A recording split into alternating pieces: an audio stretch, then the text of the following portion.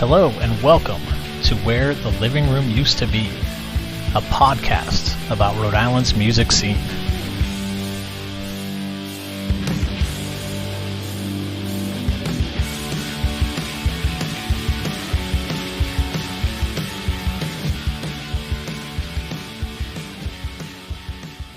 Hey everyone, it's James. On this mini episode, Sarah Greenwell and I discuss one of the most salient points she's gotten from the road. We also get into some of the illusions that are happening in today's music industry, and we'll get to learn more about how one of the highlights of her life came about. So I hope you enjoy the episode. Don't forget to pick up the Love You Funny split or any of the other great Gymshorts and Greensleeves records that are out there. And if you've been digging this podcast, please do me a favor and tell a friend about it, and leave a review wherever you're listening right now. Thanks.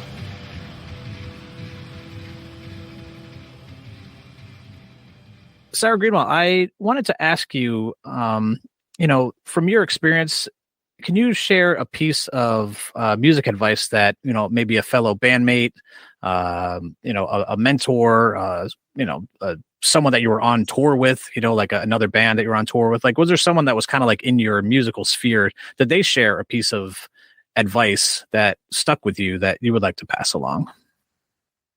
I think so, yes. Cool.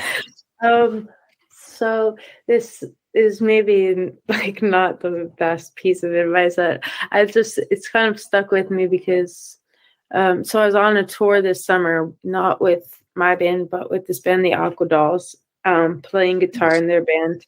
And that was really fun. But every day before we would go out on the stage, this tech person, his name was Ricky Bobby, but he would just say to us, "Don't fuck it up," every time. And I just really appreciated that because it kind of took me out of my own head for like a sec, because I was nervous to play those shows. But it was, I guess it's not like the most sound or useful advice for other people, but it really helped me. Mm-hmm. Well, again, I don't want to be like too much of a nerd or anything like that, but that is like literally what I would say to my bandmates as we would go out. I would say, I'd play in specifically this guy Anthony and stuff like that. But I'd be like, "All right, guys, let's go have some fun. Don't fuck up." So that's really cool. So take it for what it is. But I've used that for 20 years, so But it does. It can be just kind of like a centering thing, and just like it's meant to be like tongue in cheek and funny or whatever. Not that we're playing super technical math rock stuff that but it's just about just that. So that's really cool to hear. Sorry to nerd out about it, but I just got excited for a second because I've literally used that. Awesome. Nice.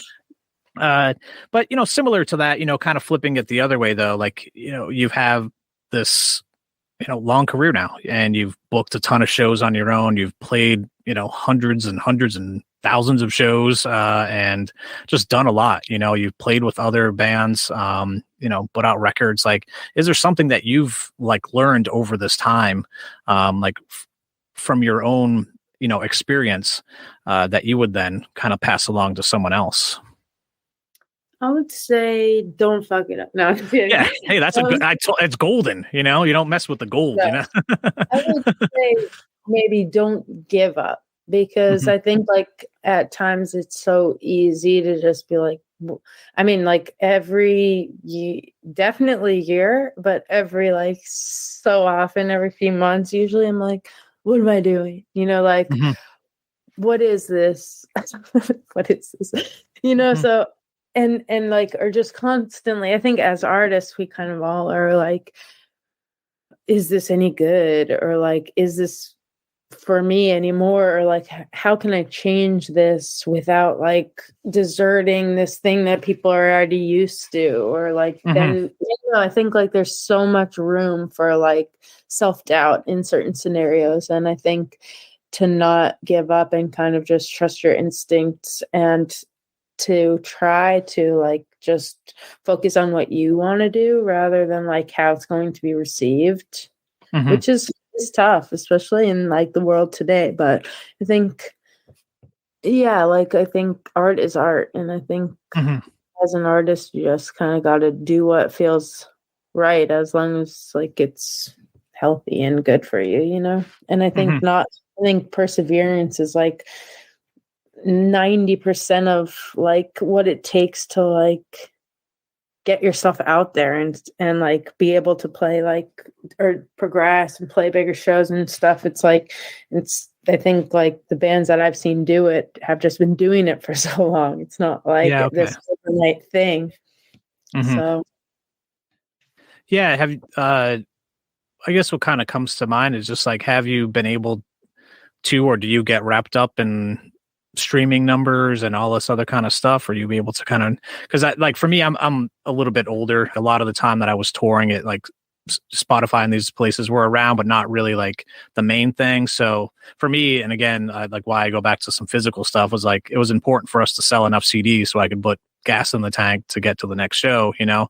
But I was more concerned with that, you know. But it seems like it's a whole kind of like changing landscape over this time where everyone's just, you know, worried about streaming numbers. And, you know, it's hard for me. I'm a very vocal person that doesn't really support that stuff just because it's like, cool, you know, got this many streams, but you made, you know, I mean, people are probably getting some of their distro kid, you know, 1099s and getting like $100, you know, just being like, wow, cool. I streamed a bunch, but I made $100, you know, like, so like, I just was curious if you're able to, you know, or what techniques you might even have to like not get caught up in that stuff. Cause it just seems super freaking hard now. And I'm glad I yeah, don't have to deal with it. So, I mean, I do as I'm playing in a band and putting out records, but so. I think it's like it's so this world or like the music industry is like constantly changing these days, and it's really tough to keep up with. And so like part of me is like I can't even think about this. Like I'm just gonna put this song out on like Mhm. a Wednesday, and I can't care because Yeah, like yeah. you can't handle like it's so much to think about. You're like, oh, you have to put it on a Friday, so and like I'm like, oh, yikes. But it's frustrating because it's like people really, you know, like the other side of it is that like it does matter, right? Because like booking agents are looking at that like to see if your band is good to take on tour, or like Mhm. venues are looking at it, or other bands are looking at it if they're considering you for a support slot. But the problem is that sometimes like people have these or like some band gets playlisted and then like they have massive following on like Spotify, but then like they haven't had any touring history, so they actually like it doesn't match up always with Yeah, like, yeah. you know, I don't think we have like a massive listening like monthly listener party or whatever, but you know, people come out to our shows. So it's like Yeah. it's tough to like prove that when like all you're basing it on is Spotify listens. Mhm. So it's frustrating, and it's also really it actually kind of makes me mad because now like with all of these like social media platforms and streaming platforms, it's like you have to pay now to like even reach your own followers. Like it's bullshit. Sorry, I don't Mhm. know if I'm Oh, say you that word. absolutely are. Yeah. No, fuck that. But Yeah. like Yeah. it's like it used to be that like you make a post and like the people who follow you see it. And Yeah. now like these weird algorithms, it's like you can't you put out a song and you can't even reach your own people. Mhm.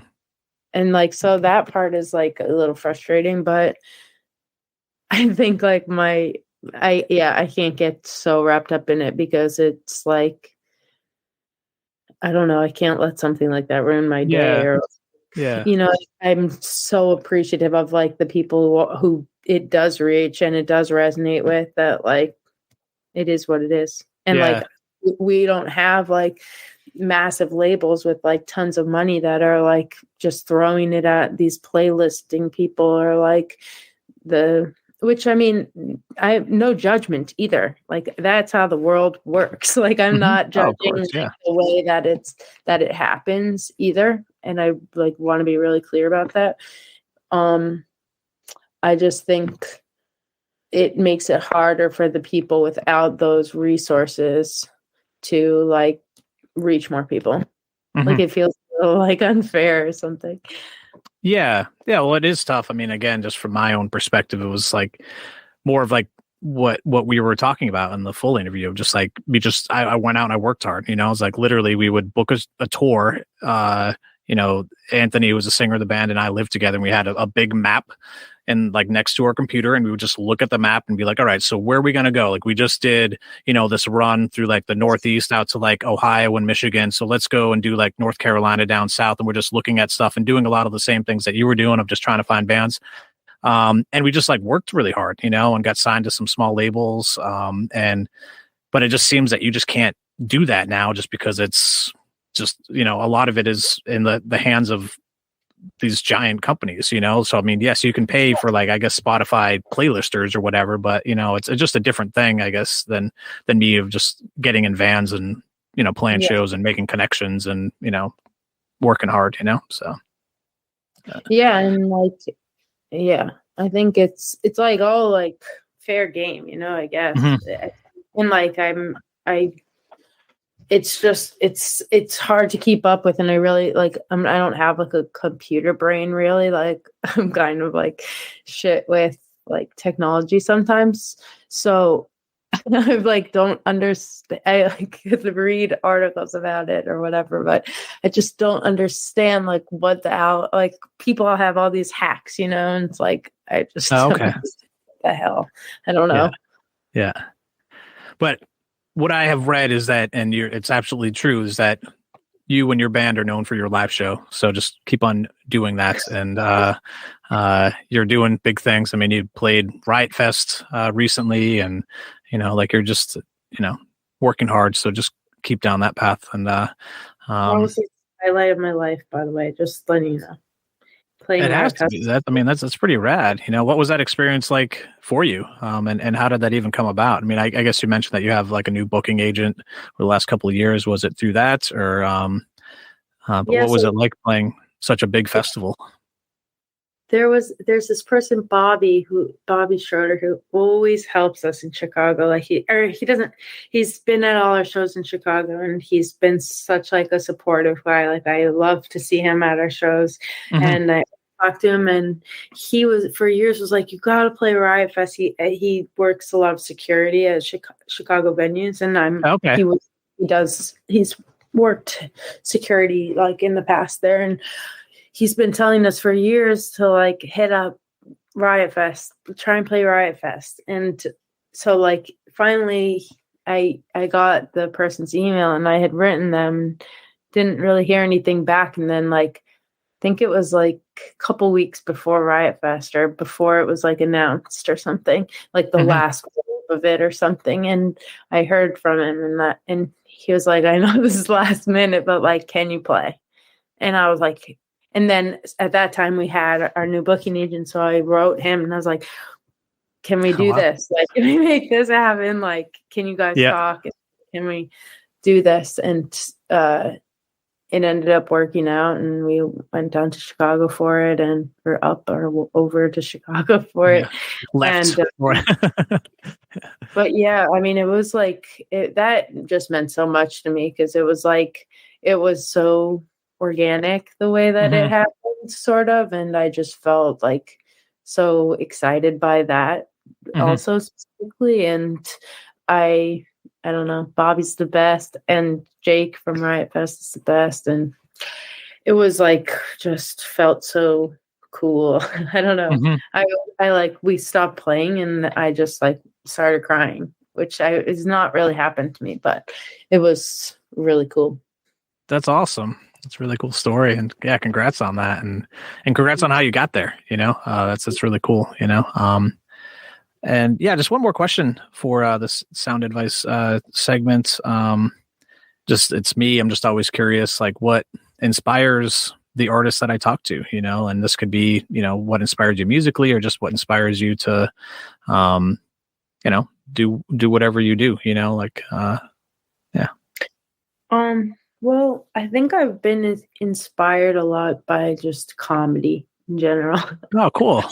Or like I think, or I would hope that maybe some of that comes across especially with gym shorts. But I think just always I've kind of been inspired by something that makes me laugh, or like a concept that I'm like, oh, that's funny. And then I'll just like write it as a punk song, which kind of in my mind makes it funnier or something. Like, yeah, I don't know how to explain it, but yeah, like I think that in life, like you just need to laugh because there's so much intense shit, and like it's not ingenuine. It's just like it's not like a joke band, you know. No.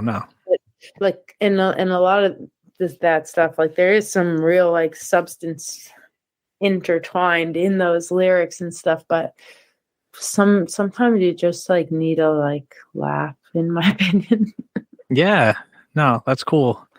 I dig it. I agree with you too. So, but yeah, thanks again, Sarah. It was really cool to have you talk about the stuff and even take that quick detour down today's music industry woes or whatever. But no, it was really cool. It's on point and made me happy to hear about that first piece of advice.